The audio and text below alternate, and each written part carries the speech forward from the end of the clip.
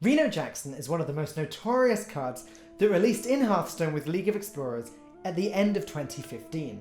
And as a result, it will rotate out of Standard at the release of the first expansion this year.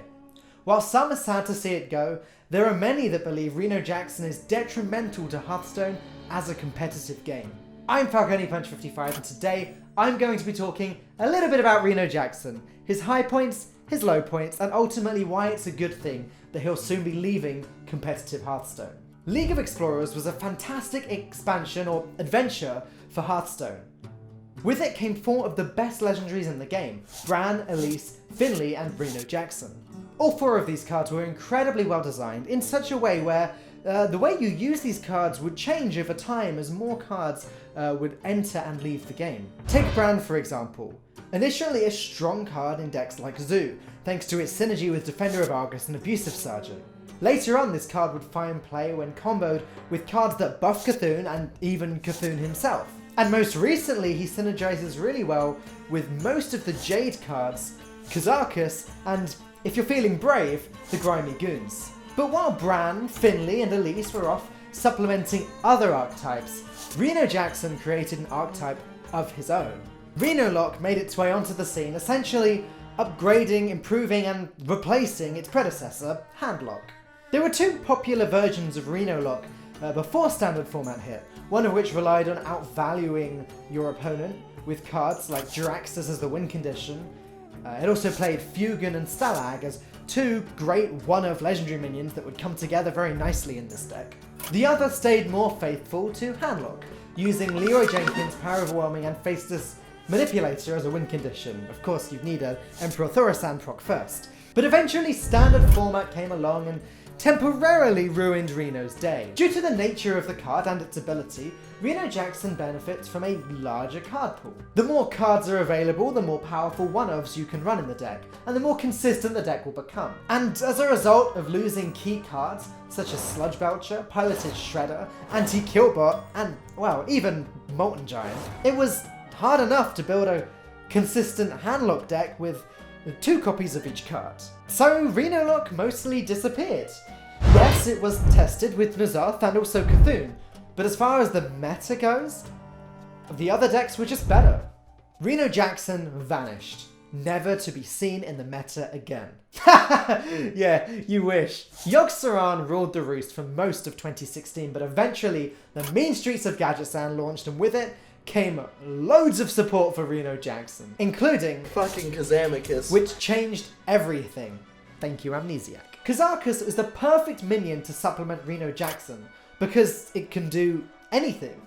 Depending on the situation you're in when you play the card, you can summon a powerful board full of minions and buff their health. You can clear the board whilst also polymorphing a minion, or even just freeze a minion or 2 while drawing some cards. Along with Kazakus came a whole bunch of new board clears for the Cabal decks. Warlock got Abyssal Enforcer and Felfire Potion, Mage got Volcanic Potion, and Priest got Dragonfire Potion. So soon, Reno Lock would return, along with Reno Mage and sometimes even Reno Priest. Reno Lock came first. It was the obvious Cabal class due to its history in the past. Now with extra tools to deal with the lack of consistency. Warlock was always good at dealing with lack of consistency that Reno decks would bring, thanks to the Warlock hero power, allowing you to dig through your deck much faster. Reno Mage did make its appearance shortly after. Mage was briefly one of the bottom 3 classes in the game, along with these 2.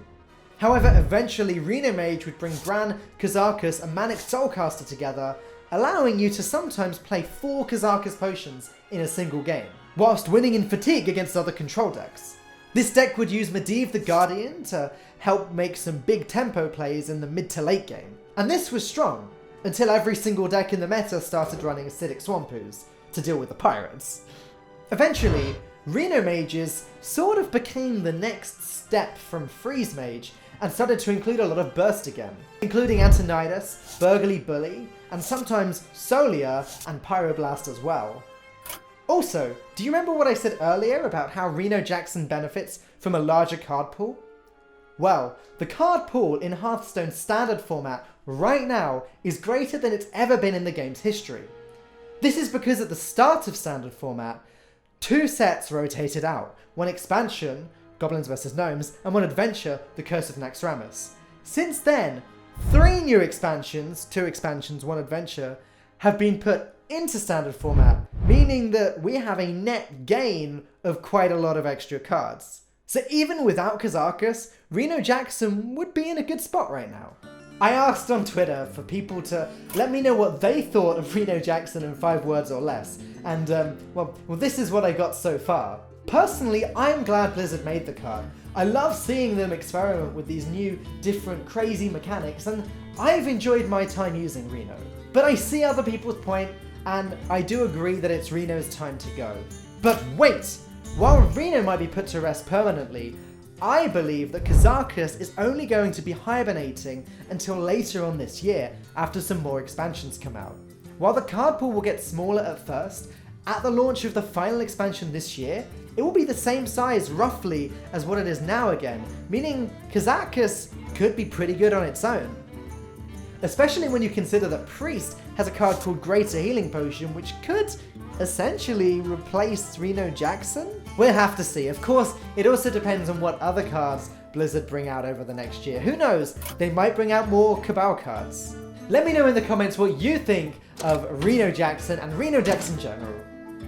And also, help me work out what we'll actually call the decks if they continue to dominate even after Reno rotates out. Surely we can't call them Reno Lock anymore. So, Kazakus decks? Cabal decks? One-of decks? Highlander decks? Singleton decks? Maybe we keep calling them Reno decks.